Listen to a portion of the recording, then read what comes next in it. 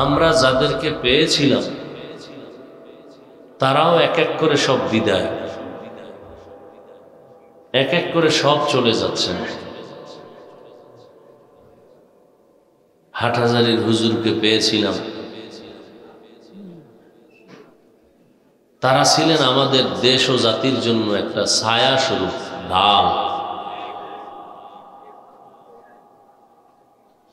শেখুল হাদিস আল্লামা আজিজুল হক রহমতুল্লাহ আলাইহি,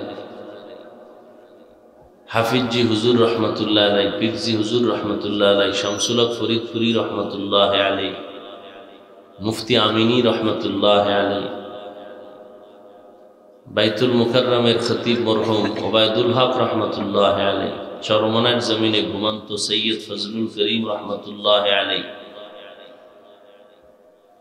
এরকম বড় বড় বড় বড় ব্যক্তিদেরকে আজ আমরা হারিয়ে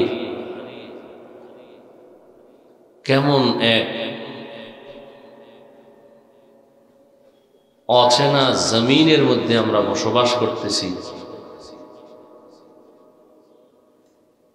অতএব যারা আছেন, কিয়ামত পর্যন্ত এই জাতি জান্নাতের পথ খুঁজে পাওয়ার একমাত্র ঠিকানা উলামায়ে আহলে হক।